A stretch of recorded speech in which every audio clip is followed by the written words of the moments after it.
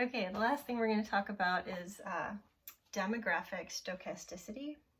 So kind of the timing of births and deaths in a population. And so there are probabilities associated with births and deaths. So the probability of a birth is equal to the birth rate divided by the death rate plus the birth rate, and the probability of a death is equal to the death rate divided by the birth rate plus the death rate. And these two things should sum to 1. So the probability of births, if that's 0.6, then the probability of deaths would be 0.4. And B and D can be equal. They can both be 50%. But what these help us to understand is the risk of extinction for the overall population. So even if a population is growing and it has a positive growth rate, R, there is a possibility that the population could go extinct. And so this has real important ramifications for conservation biology, especially for very small populations. So even if you have a very small population, if it's growing really strong and rapidly, you might think, oh, it's fine.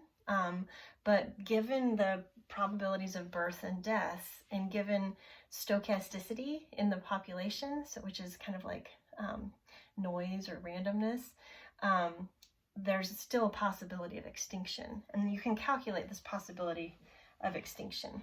So the probability of extinction for a population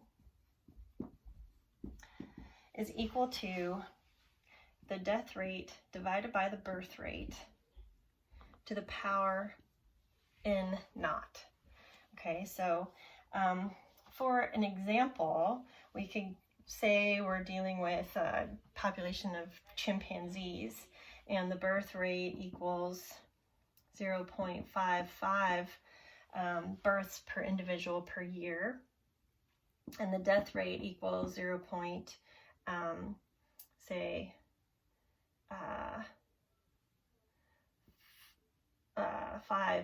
So these do not have to sum to 0, right? The birth rates and the death rates don't sum to 0. The probabilities of the births and deaths sum to 0. So I got hung up a little bit there. So the death rate's 0.5 deaths per individual per year.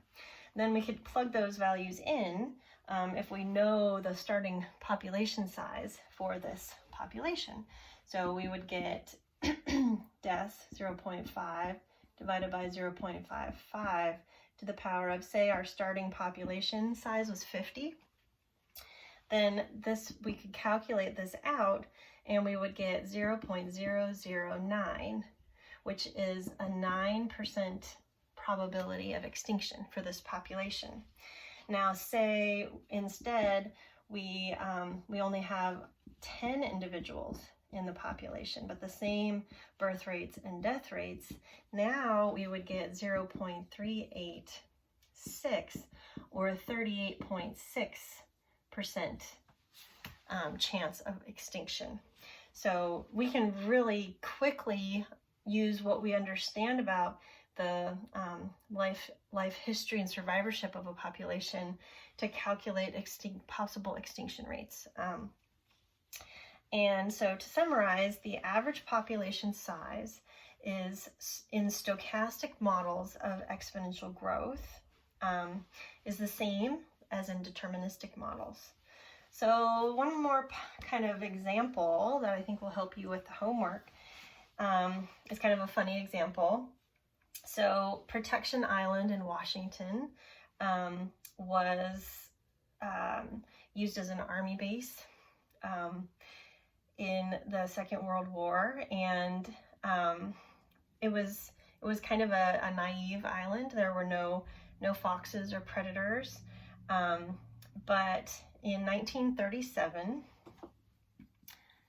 people brought 8 pheasants. Okay, so in 1937, there were 8 pheasants that were introduced to Protection Island. And chicks always hatch in the spring, so there's discrete population growth in this example. And just 1 year later, in 1938, there were 30 pheasants. So we can use an equation where lambda equals the n at time t plus 1 divided by the n at time t. That gives us 30 divided by 8 and a lambda of 3.75. Then, from what we know about r and lambda, r equals the natural log of lambda, we can get the natural log of 3.75 to calculate an r of 1.3217. Now, if this population of pheasants, because there's no predators, is able to grow exponentially, we could use this equation n at time t is equal to the n at time 0 times e to the rt. We could take n at time 0, which is 8, times e to the r, here 1.3217, times some t to predict it in the future. Well, let's predict it in 1942. So 1937 to 1942, that's 5 years. So if we predict it 5 years into the future, we would get a value of 5,931 pheasants. Well, in reality, in 1942, question mark, there were actually only 1,898 pheasants. And so what this tells people is that there was some other resource that was limiting the growth of the population. So it wasn't predators, but maybe it was food, right? And it doesn't actually matter because in 1943, the U.S. Army set up their training camp and ate them all. So kind of a funny story. So the pheasants were introduced not for the Army, but the Army, when they set up their training camp, came onto the island and ate them all. So this is just an example showing how you might make your way through some of the equations that I've talked about today to do the 5 extra homework problems on exponential growth and population modeling for this week. All right, good luck.